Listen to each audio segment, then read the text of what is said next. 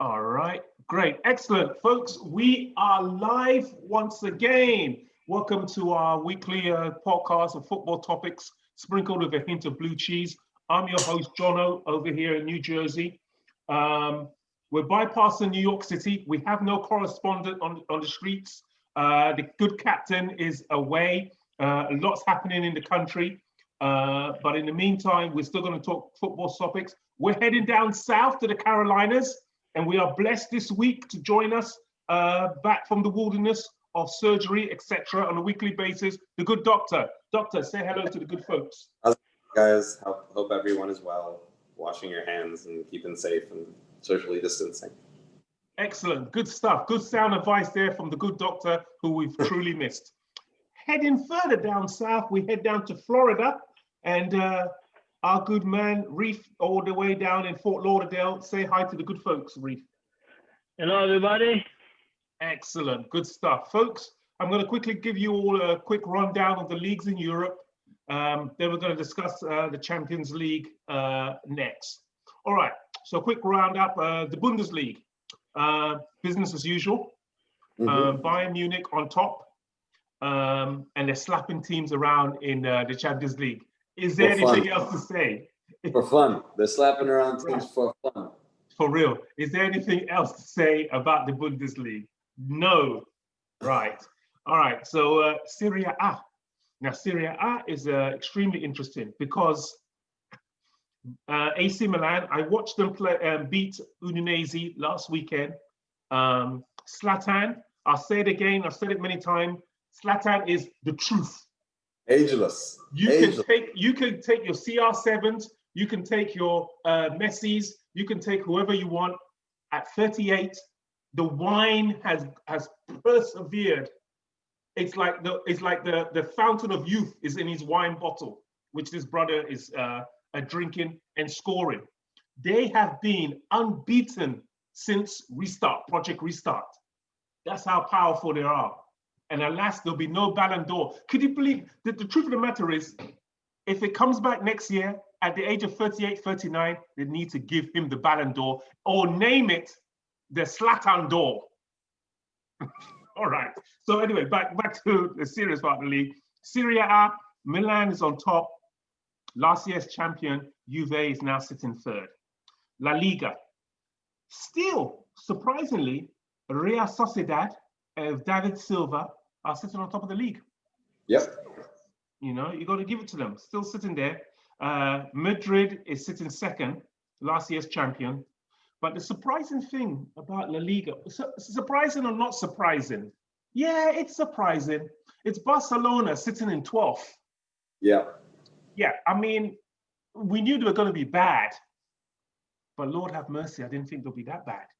We are heading into the international break, the second international break. And like I said, currently, right now, with one game to go, they're sitting in 12th. When they come back in November, the end of November, straight all the way to December, you're going straight from there to the transfer window. And with the president resigning, the board resigning, and no elections until March, there seems to be a great bit of flux, power flux going on there in Barcelona. And let me throw some news as well. Anybody thinks that Xavi Hernandez is coming to take over, you can forget about it. Because one of the deals that he made with joining with Qatar, the Qatari FC in the Qatari League, is that he will remain until after the World Cup, because a lot of the players in the Qatari team play for his club team. Approximately 80% of them play. And so the deal of the lifetime, the cash deal, money deal of the lifetime was for him to finish all the way up to 2022 and then be a free agent. So at this moment, Barcelona sitting in 12th. Yeah. I mean, I'm not too shocked about it, to be honest. I mean, like, leaving team morale out of it, to be honest, there were like deeper issues in Barcelona. This is a culmination of what, since 2014, spending like what, 800 million players that were ineffective. Mm-hmm. and then expecting something different. They were insane since 2014. Yeah, but you don't. I get nosedive, but you've got rid of a little bit of the dead wood, the Rakitics, the Arturo, etc., and so Vidal and all of that lot. So I'm expecting at least top 10. If they don't finish this weekend, if they don't win this weekend and finish this weekend before the international break in the top 10, I think there's some serious problems, man. Oh yeah, there's going to be a serious overhaul generally, and like Koeman might have not been the person. Sorry, there's a light over my head that is going insane right now, like right here. It's deciding to flicker now, out of all times. But generally speaking, it's like Koeman wasn't necessarily the man for. They did it again. I see. We're seeing it. We can see it. We're all seeing you. Don't go crazy on us now, Doc. I'm gonna lose it. I'm just gonna like flip into. So generally speaking, the like Koeman wasn't necessarily the man for the job. Like he's gonna play more of a Van Gaal role. I think he's gonna be there for a season and then he's out somewhere else until they can figure out what they need to do in terms of their system and what players they need to bring and what players they need to overhaul as well. Because like what Koeman's gonna do is he's gonna pull a Van Gaal. He's gonna bring as many people that played for Ajax and PSV and stuff into the team as much as possible, and then right. But with what money? Try and steady the ship. That's what I'm saying. Like the problem is that like funding now is a huge issue at Barcelona because you look at it, and there was Gigi Wijnaldum from Liverpool that was going to go there and so forth. Discussion. He's saying to himself, "Hang on, we're on top of the league. We're on top of our group in Champions League. Why on God's green earth would I want to go to Barca?" You know, that's what it's saying. And from Barca's perspective, I mean, like they stopped, like for a while, had stopped cultivating the talent that they had in La Masia as they did traditionally. Like Ansu Fati is like the exception to that, and maybe a couple of other players. But even I forget the player's name. He also came from La Masia, but they sent him out on loan this year. Yeah, Puyol. Yeah, Puyol, the little kid. Yeah, he was promising. He wasn't necessarily the article, but extremely promising. So instead of spending all of that money wastefully like the Griezmanns, the whatever, like Suarez was a way more effective player than Griezmann was, but they can't ship Griezmann because of his wages. Yes. So they gave him an unceremonious exit, basically. Such is life. Such is life. And the last league is Ligue 1, Ligue 1, sorry, in France. So go ahead. You know, when with all the things you're talking about Barca, is there a lot of to look on it like that? It's no wonder Messi wants to leave. You know, it's kind of still writing on the wall. He wants to leave because everything is breaking apart. That's why he wants out. He wants to try to do something new. That's one thing. And the other thing is, you know, Rakitic playing for Sevilla right now. And today he's an amazing game. I mean, like he's played very, very well. So he went home, man. Say again? He went home. They got him. I understand he went home, but you know, I don't know what's going on with him and how he left Barca. If he left Barca in his own time, if he left Barca because they sold him, but he is doing good where he is now. So something is kind of off there. Something is really not communicated. Messi want to leave, he leaving, all this craziness in the club. Yeah, but you've got to remember, a lot of these problems were self-created by themselves, as well as from Messi himself. That board messed them up, man. Right, but Messi also created some of the problems that he has for himself, you know, by putting on a siege mentality, etc., and so forth, you know, to the point that, well, it's me and my gang versus everybody else. And if you're not in my gang, Coutinho, well, go away. And he went to show that he can do it in Bayern Munich. Or if you're not in my gang, Neymar, head to sort out your own gang. Okay, so he went to his own gang. All the people that should have it became like a Messi's club, but it's not just Messi. It shouldn't. It's more than a club. That is their logo. It's not a one-man show, but they've ended up putting it and making it into a one-man show. And guess what? The cart that the one man is riding, the horse is now exhausted and tired, and the bandwagon, the wheels are falling off the cart. And management can't find ways to patch up that cart anymore. As simple as that. All right. They have a very odd mentality towards how to fix the problem. They just kept trying to throw money at it. And they invested extremely poorly, in my opinion. No one's going to disagree with you. 100%. They were throwing money on it, and they went against the actual principles of Cruyff. And when those guys, when they set up the academy, etc., they went against those principles. But you got to remember, at that stage, they were trying to replicate 2012. By 2015, it was over. Mm-hmm. So for the last 5 years, the bridge has got cracks in it, and they're actually treading water, hoping to make it over the bank. You know, but this is not about Barca and so forth. This is a roundup. All right. So, and League One, PSG is still on top, and it looks like they'll be heading to the Euros in the Champions League at this present moment. And that brings us to the Champions League. Now, originally, I told you guys that Group B was the group of death. I'm going to now add Group H, because Group H consists of Manchester United on top, all right, followed by Red Bull Leipzig, followed by PSG, and then after that, Istanbul Besiktas is there. They're messing things up. Istanbul is just jacking up the whole show. It's good. It's good. We appreciate it, man. I mean, because it was a blast from the past to see Demba Ba. Demba Ba back there, putting it there. Assalamu alaikum, praying on when he puts the goal in, etc. and so forth. Peace unto you all, and showing us that even at the grand old age, he's not wine because he's Muslim.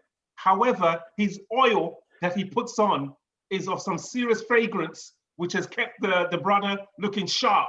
How say you, Hadi, to Group H? Group H, like I expected a dark horse within this group, but I thought the dark horse would be Manchester United, to be honest, because I didn't think they would be able to perform the way they have so far. Yeah, no, I was expecting them to mess up because they haven't been playing exceptionally well in the league, so I didn't expect them to do well in Europe. So when they beat PSG, I'm like, all right, dark horse. Then they won their second game against Leipzig. I'm like, all right, maybe they're the finished article as far as Champions League is concerned. And then reality set in. Exactly. Like, oh, Istanbul's like, let me bring you back to reality. You're a mediocre club again today, and it was quite a phenomenal. My pager's going off, but quite a phenomenal game. Reef. I'm gonna refer to my pager. Go ahead, Reef. How say you? I think in this group is, and I'm quite surprised, honestly. It's still, in my point of view, it's still mediocre. It's like the two that you don't like, the Red Bull and the one from Turkish that you don't really put as a favorite club to even get points. You find out PSG and Man United is clowns. Absolutely mediocre. I mean, for PSG, finish the game with 2 red cards. Come on, that's ridiculous. What the hell going on with you? I mean, so I don't see just Barca falling apart. PSG falling apart too, and it's even Man United. I mean, the big club, the big name, the big club with the big money. Like everything is like stormy there. Like you're talking about Barca, you're talking about PSG, you're talking about Man U. I mean, like, I didn't even think Man U going to lose that game. The first goal, oh my God, the players on the half line, the entire team, Demba Ba. They're going to score, they're going to win. They're playing, but you know, this is happening a lot of football for one reason. You underestimate your opponents. You think you're playing against horrible players and they cannot do nothing, and then they kick your ass. And that's what happened. I'm sorry, that's true. It happened so many times in soccer. Let me throw this at you guys and chew on this. I bring it down and I blame organization structure and I blame management. In 2018, the team that finished second in the Champions League, the team that won the Champions League was Real Madrid. The team that finished second that day and lost was Liverpool. What did their organization do and Klopp do the next year? They said, pardon my language, but up yours, we're coming back. And they came back and done it. That final, who did they play? Tottenham Hotspur. Tottenham Hotspur, did they turn around and say, you know what, we're going to tool up, come back and do this? No. Through bad organization and living in the manager, they're gone down, they went downhill. PSG turned up at the final and lost against Bayern Munich. All right. But where would they've got funds, they've got more funds than Tottenham. They've got far quality players than Liverpool had when they were playing back then. But the transfer window, the organization said, you know what, we've reached the Champions League. We've always wanted to get to the Champions League final, and they wanted to win it. But we've got to the Champions League final. Okay, just take what you have again and come back again. No, they did not retool in the off season. They did not retool in the off season. That is a worrying trend that I'm seeing with the big clubs, because like when you look at most of the other clubs that had even Manchester United, as poorly planned as their window is, they went out and did something. You know what I mean? Like you would have thought, at least if there were outgoing players at PSG, that there should be incoming players of a certain quality now, because it's not all about like winning League One anymore. It's like, no, okay, we got to the Champions League. You finally got to the final of the Champions League. What are you saying? Yeah, exactly. No, I agree. Even Tuchel came out and they got some backlash from the board and stuff like that when he's like, yeah, from Leonardo. Yeah, they're not helping me out, you know, and that was a bit of an issue, a bit of I almost thought he was going to get sacked. All right. I thought they were going to hire what's this part. And that brings to the point, Reef, how say you to PSG going to the Europa League by February next year when the draw comes out? Honestly, truly, because I want to see a juicy football, I would love to see PSG and Man U going to the Europa, and to see Red Bull and the Turkish team going up, because they're working hard for it. It's not like the name, Man U, Man United, Manchester City is a club that work hard to get where they are. And I would love to see PSG going down. I love to see Man U going down. I mean, you know, it's two going up, two going down. So we definitely can see that happening. Only one gets out. One gets into Europa if their points are good enough. And it looks like the points will be good enough for Europa. Whoever gets third in that group will be going to Europa because the points are good. One of these teams from Man U or PSG definitely going to go out, I believe. One of these two definitely going to go out. Doctor, I put this to you. Yes, sir. PSG, Man United technically can, because they're that bad. Because they last season, where were they? Europa. But PSG, they cannot afford to go to Europa. I agree. Even though, go ahead. Now, let me say, even though Europa will probably be good for PSG to actually win their first bloody trophy in Europe. Like I think PSG still they may not have the depth, but they do have the quality to finish first or second in the group. Well, second. Well, they're going to have to win every single, because we're coming. We finished the first round, basically, of the group. They're now going to come around back again. They're going to Old Trafford. They're going to go to Istanbul. I don't know if they went the other way around. I didn't check, but they still got to play. You got to play all those teams again. Yeah. All those teams again. No, I know. But when they were missing some personnel when they played Manchester United, didn't they? Yeah. They had Neymar and they had Mbappe, even though Neymar was injured. They didn't have a midfield, did they? Okay, they didn't have Verratti, but look, I'm not going to give them any excuses. They're not poor. Oh no, This is no, not no, no. Wolves. I'm not. It's not I'm Wolves. not. It's not Newcastle. This was I'm the just same saying- group of players, I'm just majority of them saying- that were in the Champions League final less than a couple of months ago. All I'm saying is that the second round would be different with those personnel. I'm not giving them excuses, but I'm just saying that it may tip the scales a little bit, having a couple of people to change the dynamic a bit. Reef? I don't know. I don't see it like that. Truly, I not see it like that.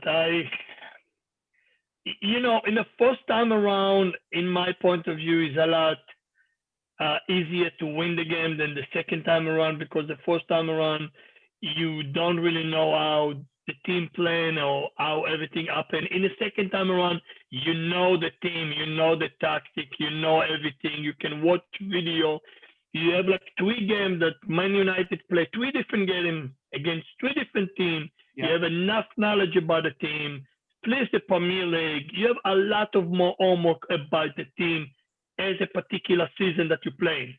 So, in my point of view, I think the second time around is a lot harder than the first one. I concur. And I believe that all Istanbul has to do is just draw, all 3 of them. And they're going to mess up the whole group. That's true. The whole group, they're going to mess up. Simple as that. All right, quickly on Group B, my group of death. It's Gladbach. Followed by, I had them written down a few minutes ago. I forgot to do. So Gladbach, Shakhtar, I think, Real Madrid. Shakhtar, Real Madrid, and Real Inter. Madrid, and then Inter. You know what? And I'll be honest. And we all know that Antonio Conte is always been poor in Europe. Even when he was Juve, and they were saying his chance to win a European trophy was last year in the finals of the Europa League. Yep. It's not going to happen. It's not going to happen in his career. Even if he leaves Inter and goes to say Man City or Real Madrid, which they won't take him. It's not happening. Even now, I'll say it. You're not a European Cup winning thing. League title, okay. But what's the name? European? Nah. Leave that to the likes of Ancelotti, Klopp, and all of those back there. Sorry, it ain't going to happen.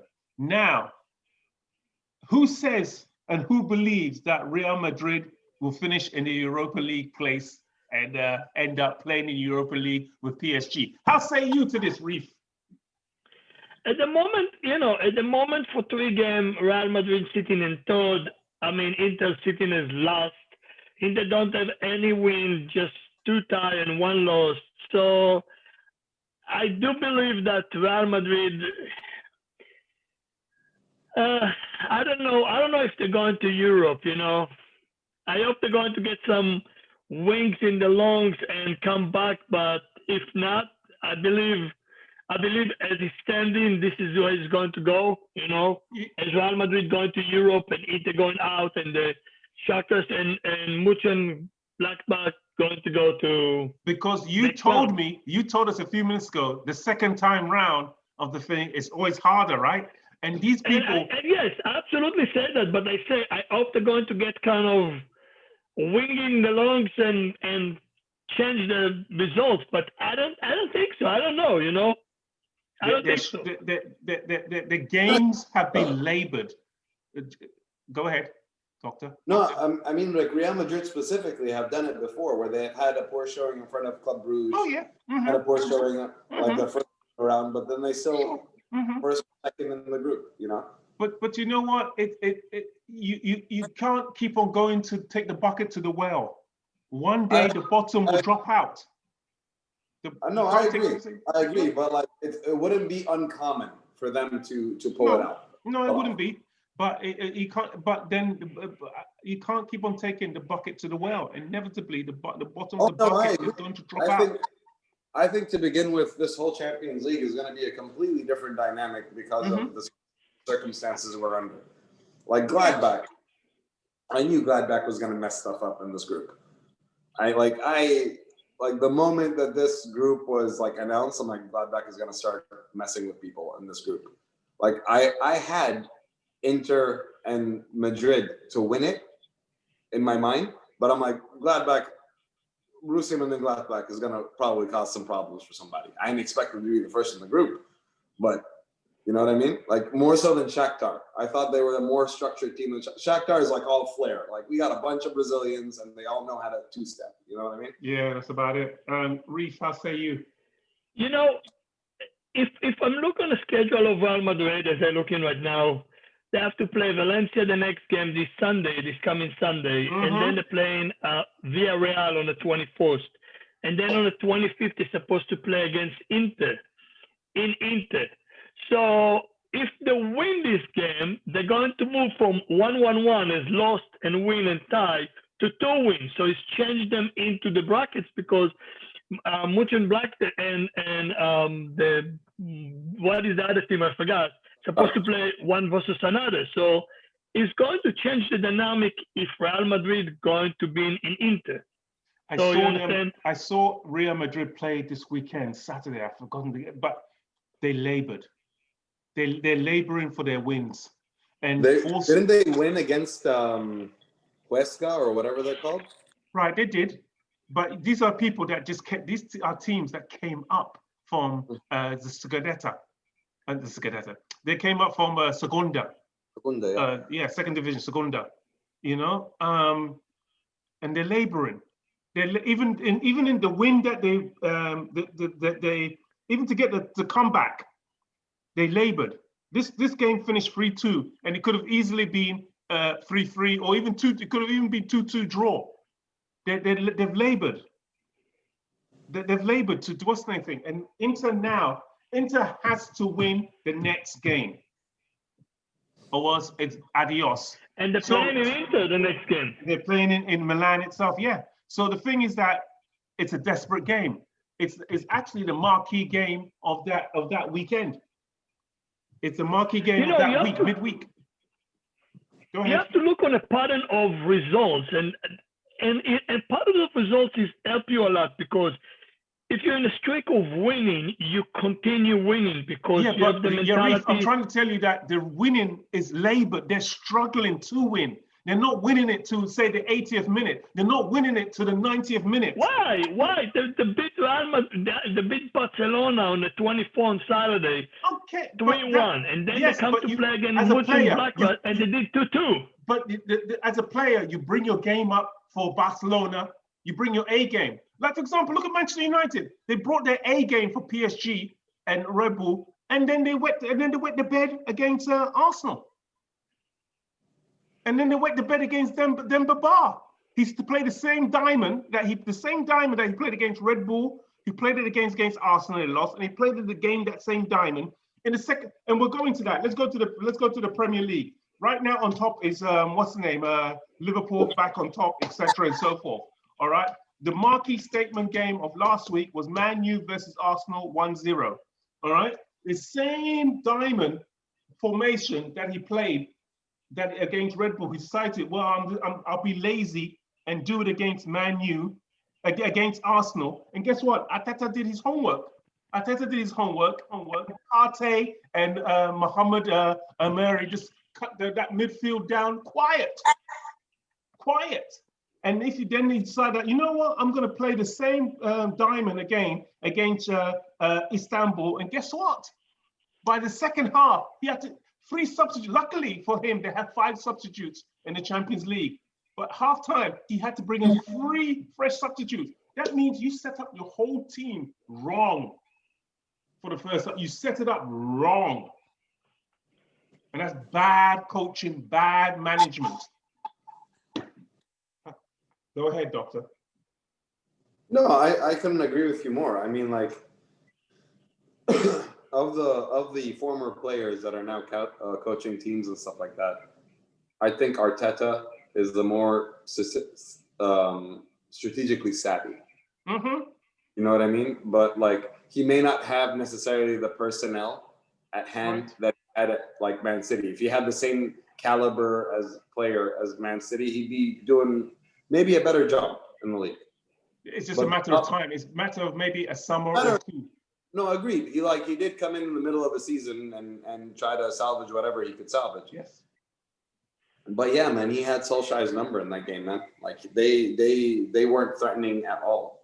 So As far as I remember I wasn't watching it wholeheartedly, to be honest. The game, like it was on, but I was just like, yeah. But yeah, like when it was on, I wasn't too convinced that Manchester United were going to do anything. And so, and to answer your thing, Reef, you can have wins, but it's how you win. It's how you win. It's like you saw did anybody see the Liverpool game?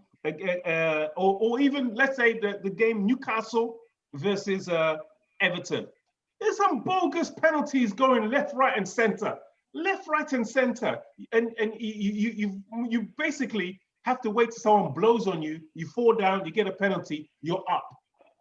And then another set piece and you're up and you walk away and you just put 5 players, 2 rows of 5 to block anything and walk away with a victory and call it that's a victory. And so that's a win. It's how you win.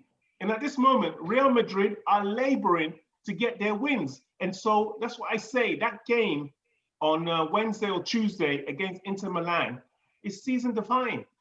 Mr. Zinedine Zidane. Reef, how say you? You know, and that's what I'm talking about, a pattern of winning, in my point of view. If, you know, in the weekend, when they play against Arsenal, they lost 1-0. Mm-hmm. And previous for that, they play against Chelsea and they did 0-0. Mm-hmm. So look on a pattern that I'm talking about. They did 0-0, they lost for Arsenal 1-0, and then they played Champions League and they lost 2-1. So they kind of work in a pattern of negative pattern. And they won in between that. They won 5-0 against Red Bull. Oh, I forgot that exactly. game. Okay, yeah, you're right. And I'm sure Ollie will let you forget, because that's the only nonsense that they keep on pulling up from their backside. That, oh, look what we've done. I beat the team on top of the French league. I beat the team at the time on top of the German league. Aren't I a wonderful tactician? Well, guess what? Arteta showed you what type of tactician it is to be a tactician with lesser players and tactics. And Demba Ba showed you, what's the name, how it's done. All right. All right, so this weekend, we have 2 marquee games. The first marquee game on Saturday is Everton versus Manchester United. How say you, gentlemen, to this, that it's a must-win for both teams? Both managers are hot at this moment for a win. In order to stop the bandwagon, the wheels falling off the bandwagon, Ancelotti needs a win. How say you to this, good doctor? No, I completely agree. Like the last 2 games in the league were, I'm sure, a disappointment to him. But he does need, for any European competition, like he's trying to get to Europe. So he's preferably the Champions League is what he's trying to do. But it's become inherently clear. Like, yes, like James Rodriguez may have been the signing of the season. Mm-hmm. Because it's a completely different team or a completely different side when he's not in it. Right.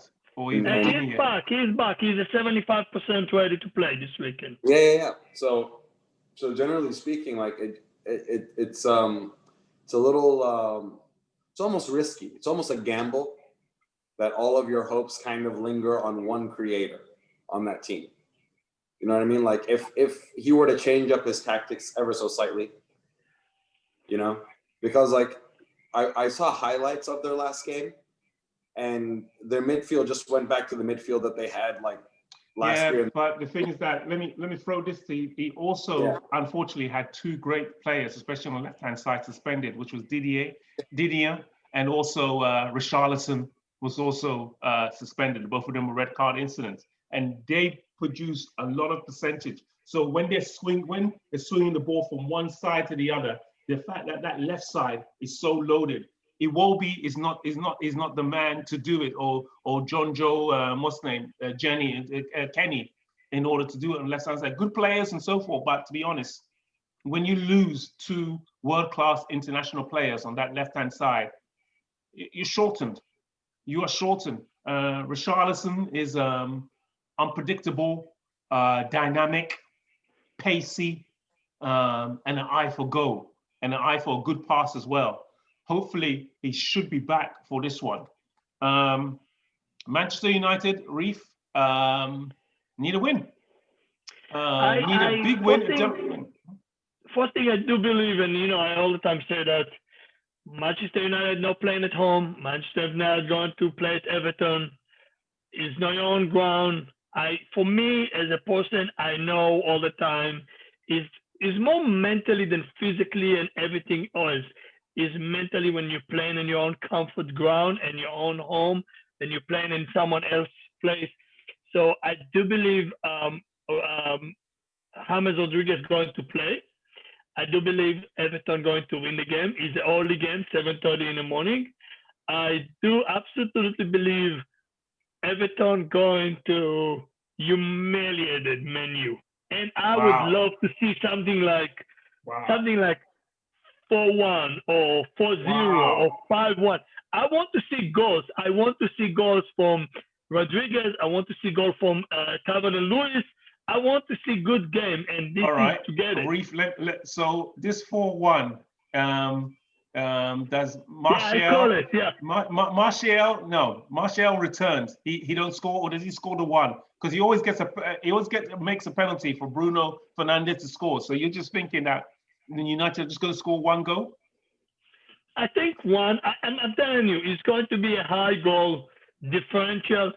And I believe the high differential going to be for Everton side, not for Man U side. They're in a very big mess right now, and it's very hard to correct all the things going on in your brain, going on in your team.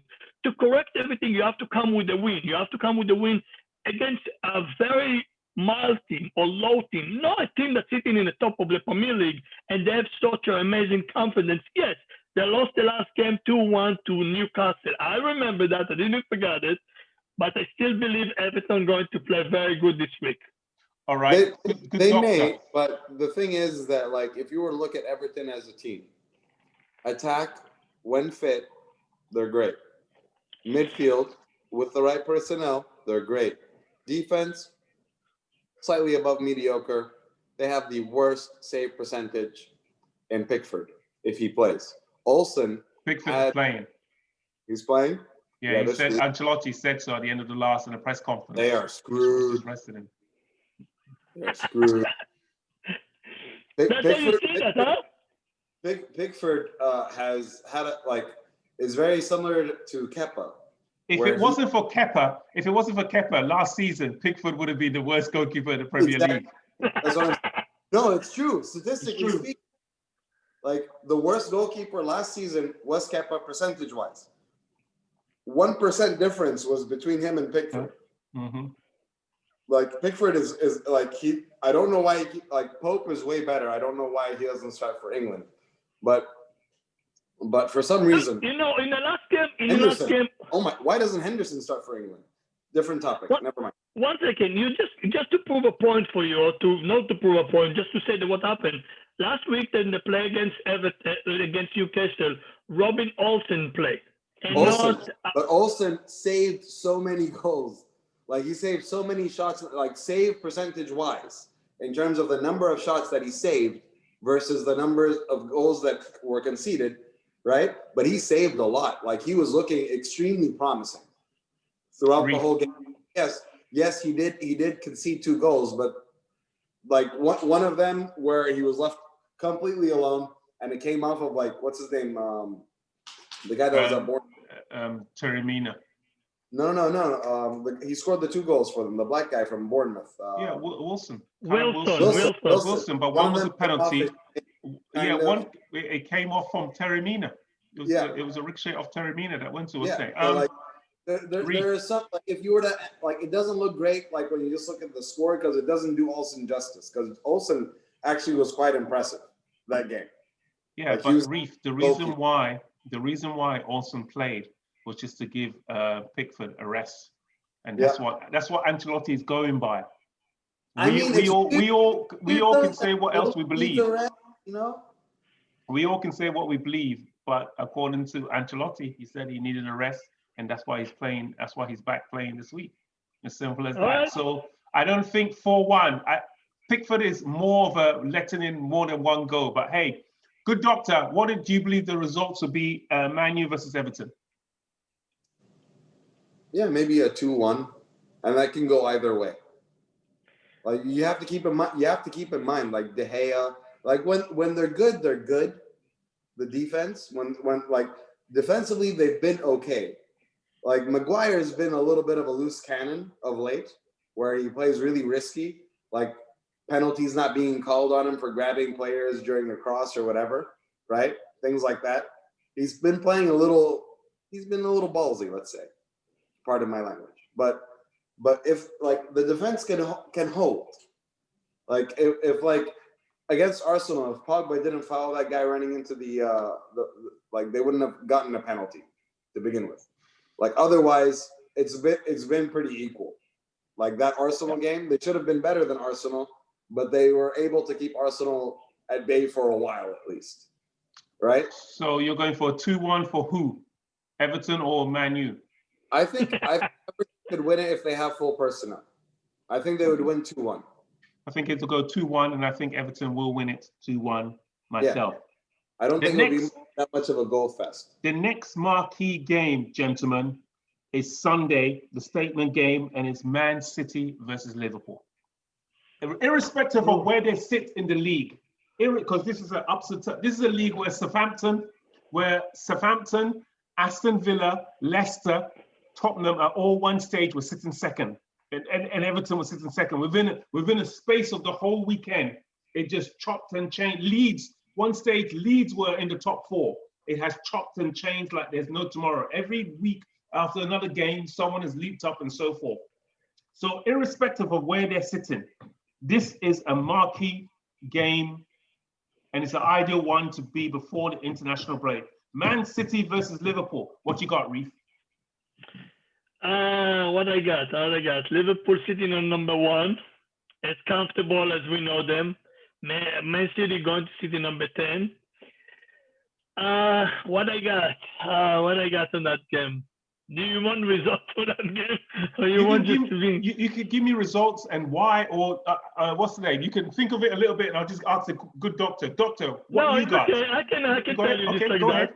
Go ahead. I believe Liverpool going to win it, and I will say 2-1 Liverpool. Because I feel Liverpool in a very good strength right now, a very good communication team-wise, a very good pattern of winning. I mean, I'm looking on everything: Champions League, off Champions League, okay, Premier League. In Man City, a lot of problem with striker who going to lead the team, a big problem with the Argentinian right now. So he's injured again. He just can't play one game, injured again. I mean, it's kind of supposed to be like the center of the game or the center of the things, in my point of view, from last season, and it's not happening this season because he's injured so much. I do believe Mohamed Salah from the Champions League, amazing run, he's an amazing goal. I enjoy him so much to watch Mohamed Salah play in Champions League, and Mane play awesome. So I do believe the form from Liverpool going to beat Manchester City 2-1. All right. Doctor, Jota or Firmino? Who you got for the game and winning the game?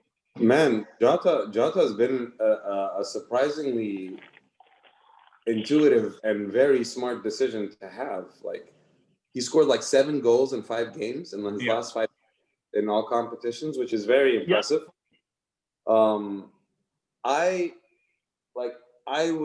Logic would say that Liverpool would win this. I think 2-0. I would like Man City to win it just to have a more exciting dynamic going on, just to keep everything very unexpected. Jesus is back, and he started off on a banger really in his first game back. Like very confident in front of goal. But the only thing that would make me doubt that Liverpool would win this is that the people up front on Man City, in terms of passing, in terms of creating chances, they haven't been as effective. But now they're going to be against a team that doesn't have Van Dijk. You know what I mean? Like Van Dijk is pretty much a thorn in their side every time they have played. But like in De Bruyne threading in passes with Van Dijk not there to anticipate them anymore.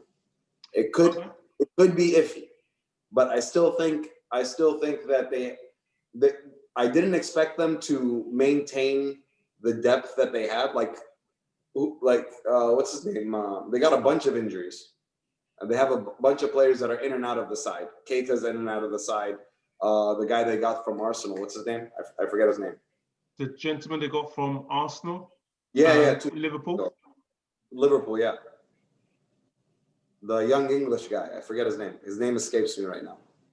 Midfielder, utility player, has scored like 3 times against Man City, like bangers. Oxlade-Chamberlain, I'm sorry. Oh, Oxlade-Chamberlain. All right. Yeah, him. Yeah, he's hasn't been played injured at all. for Thy Kingdom Come. Exactly. You know what I mean? Like he's been injured for a while. And they're missing players that they could actually play. Their youngsters have impressed. Like their youngsters, the people that were playing like non-league football like a year ago, are like playing Champions League, and they're playing like they've been playing. But forever. you still have them winning 2-0. I still have them winning 2-0. I still have them and Liverpool winning 2-0. And Reef, you have them winning 2-1. All Correct. right, gentlemen. Man City is going to win this. I don't find that. And it's going to happen because Pep is not going to, for once, is not going to overthink it. It's there for the taking this time before the international break, and it's going to happen. It's going to finish with City pantsing Liverpool the same way how they pantsed them when they came over and they had won the Premier League and they were all satisfied and so forth. Liverpool's winning streak comes to an end this weekend with a Man City victory, probably 3-2. I don't find that hard to believe at all. Like I'm saying, like I can see this game especially more so than the Man United Everton game. I see this going either way. But like I just back Liverpool because statistically they've been a little bit better. All right, folks, we're going to end it with Chelsea FC goes marching on, clean sheets left, right, and center. We all concur in all tournaments. Clean sheets all around. Do you agree, good doctor? Oh yeah, definitely. Do you agree, Reef? Yeah, good. Absolutely. So we're going to carry on chatting. We're going to say goodbye to you folks, and we'll catch you next week and chat about these marquee games during the international break, etc. That's happening, and make an assessment of the landscape. So from the good doctor in the Carolinas. Stay safe, everybody. All right. And whatever happens in this election, like, just don't panic. Don't panic. Everything's going to be okay. And Reef, say goodbye to the good folks. Goodbye, everybody. All right. From yours truly, we say adios, and we'll see you all next week. As always, a little bit of hint of blue cheese is always good on your salad. All right. Take care.